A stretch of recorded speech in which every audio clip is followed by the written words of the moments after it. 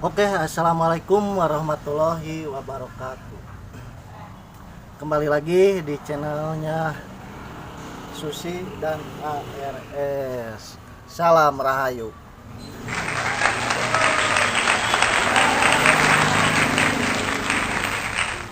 Pada kali ini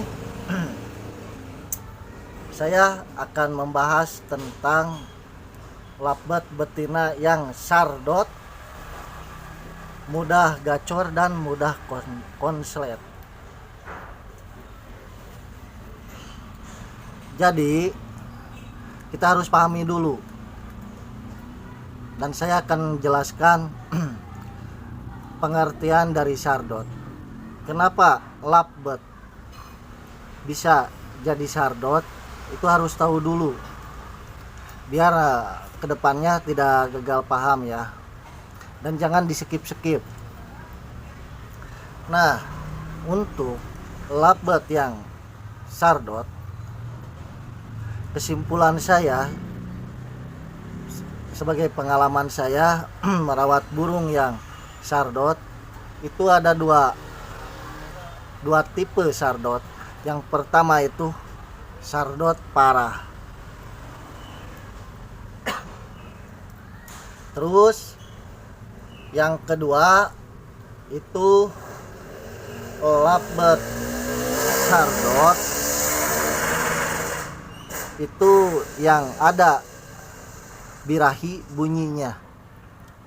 Nah, saya akan jelaskan yang pertama dulu. Untuk yang sardot parah, ciri-cirinya adalah bulunya ngembung, paiternya hilang sama sekali, terus lovebird-nya galak, dan sering tidur tetapi sambil bunyi ngeriwik, cuman ada ngekeknya. Gayanya pun itu sambil tidur.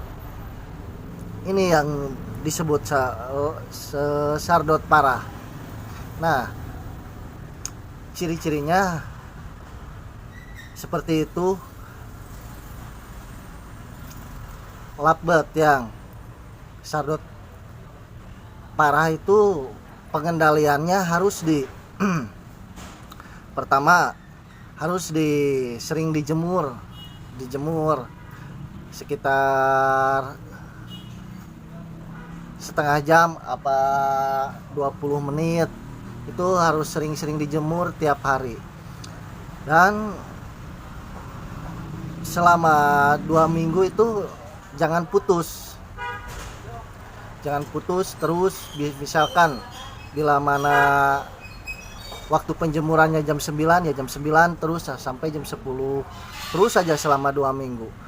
Dan untuk mandi itu tidak dimandikan dulu.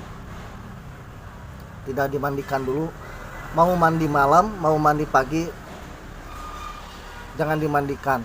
Dan bila mana waktu penjemuran itu tempat air minumnya itu harus dikasih yang kecil. Agar apa? Agar tidak mandi sendiri. Jangan sampai mandi. Jadi poinnya jangan sampai mandi, jangan dulu mandi aja.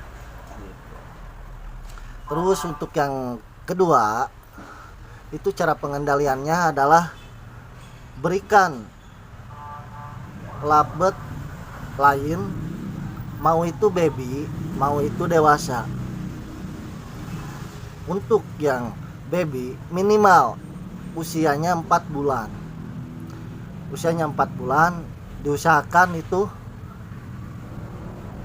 jenis kelaminnya betina. Bisa dengan lovebird diuntul dengan lovebird dewasa, itu harus juga betina. Boleh jantan, tetapi jangan sampai nguntul, jangan sampai si playernya itu suka sama si jantannya. Terus selanjutnya setelah dapat penguntulan, mau itu baby mau itu dewasa, itu disatukan dalam satu sangkar. Gunakan sangkar kapsul ataupun sangkar lomba. Itu pada malam hari satukan. Pada malam hari itu satukan. Terus full krodong. Di full krodong biarin aja itu si playernya syukur-syukur bisa ngejar-ngejar si untulannya. Nah, itu pengendalian yang kedua. Dan itu dilakukan seminggu 2 kali selama proses si betinanya dijemur. Jadi dilakukannya seminggu 2 kali, berarti kalau 2 minggu berarti selama 4 kali pertemuan itu. Bisa disatukan, bisa dibedakan gitu. Kalau lebih cepat itu disatukan, kalau itu bisa dibedakan, mau itu pengendalian satu, mau itu pengendalian kedua. Untuk pengendalian ketiga itu lovebird diumbar. Jadi diumbar itu satu minggu itu harus minimalnya harus 4 kali pengumbaran. Lakukan dalam waktu umbar 1 minggu 2 kali, 1 minggu 3 kali dalam waktu itu, dalam waktu setengah jam selama 1 kali umbaran. Didiemin, jangan diapa-apain. Itu bisa ditaruh makannya atau bisa ditaruh minumnya. Jadi di sebelah kirinya itu taruh pakannya, di sebelah kanannya itu di tangkringan, sebelah kanannya di tangkringan umbaran itu taruh pakan minumnya di sebelah kanan. Biarin aja, jangan diganggu-ganggu, biarin terbang aja sendiri gitu. Nah, itu pengendaliannya untuk tahapan ke-1. Jadi pengendaliannya ada 3. Dan yang kedua itu lovebird sardot yang ada birahi bunyinya. Nah, yang kedua ini sebenarnya ini cukup sangat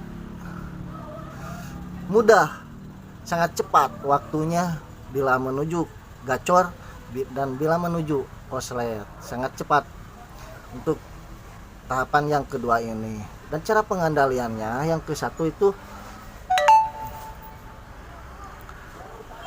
cuma sering-sering dibawa ke lapangan.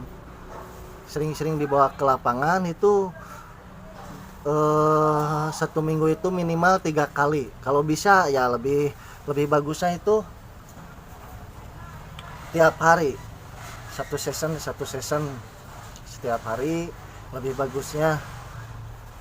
Itu pengendaliannya yang ke-1, bawa ke lapangan, rajin-rajin bawa ke lapangan.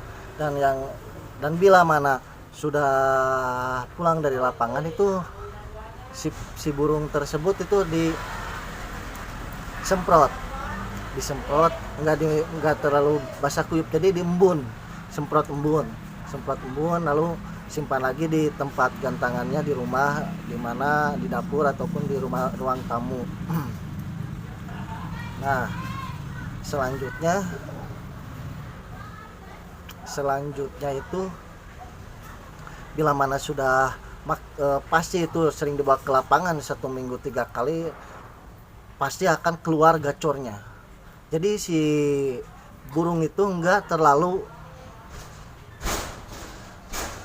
nggak terlalu, nggak ada sardotnya, jadi hilang seketika. Si fighternya juga pun hilang, jadi si birahi bunyinya full 100%, gacor. Terus berjalannya waktu sambil bawa ke lapangan itu pasti dobelannya keluar sendiri. Bila mana gak keluar dobelannya, itu bisa diberikan untulan. Nah, untuk lebih yang efektif itu untulannya dikasih betina lagi, tapi yang akur, tapi kadang-kadang yang tidak akur. Nah, untuk untulannya terus sering dipisah sambil bawa ke lapangan. Jadi si untulannya di rumah disimpan, si playernya kita bawa ke lapangan, main satu season. Jangan harap bisa juara, karena ini kan proses melatih pengendaliannya dari lapet cadot yang sudah ada birahi bunyinya. Jadi belum maksimal. Bila mana kita mengharap juara, ya gak akan juara gitu. Karena ini proses penggacoran menuju ke koslet. Nah, untuk selanjutnya itu dilanjut lagi ya. Kasih untulan betina lagi yang akur, tapi kadang-kadang itu tidak akur. Kadang-kadang ada ributnya, tapi gak apa-apa, biarin aja karena akur. Tapi harus menang 100% si playernya. Jadi jangan sampai kalah si playernya. Bila mana kalah ya ganti lagi untulannya. Diberikan untuk tahapan finish yang susah dobelannya. Terus bila mana di rumah dipisahkan ada gacornya, ataupun di lapangan ada gacornya, walaupun itu 10 detik 15 detik, tapi berani bunyi ketika di lapangan. Nah, ini baru tahap finishing mengenai ke koslet, mengenai ke dobelan. Ini nih tahap yang dinantikan oleh Lovebird Mania ini. Jadi si player sama untulannya itu dimasukkan ke dalam sangkar kotak, seperti halnya di ternak. Untuk pakannya diternakan pakai pakan kencang, dan itu pun dalam waktu 5 hari itu di sangkar ternak, disimpan di sangkar ternak. Ketika sudah 5 hari di sangkar ternak, itu si playernya kita pisah dengan si untulannya. Si untulannya biarin aja di sangkar kotak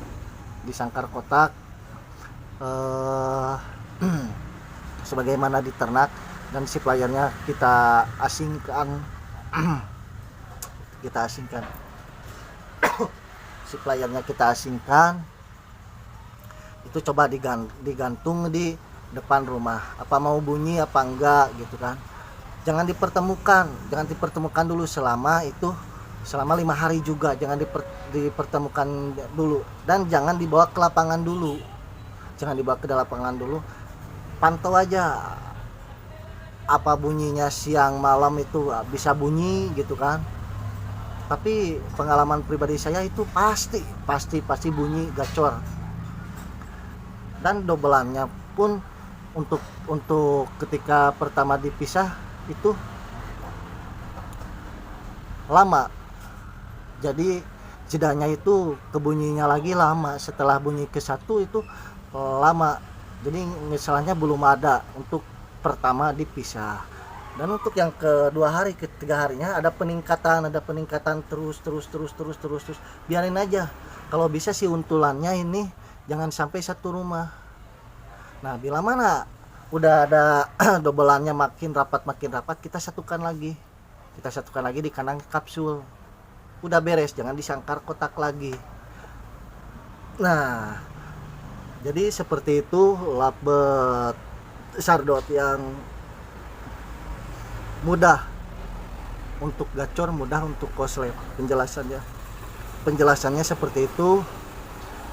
Mohon maaf bila mana ada kekurangan, bisa di DM di Instagram Masusi 25 silahkan DM bila ada pertanyaan mengenai hal-hal lovebird, itu bisa di DM di Instagram Masusi 25. Oke teman-teman, mungkin seperti itu penjelasannya, semoga bermanfaat. Wassalamualaikum warahmatullahi wabarakatuh. Salam Rahayu. Tos dulu Nar. Tos. Nah, tos.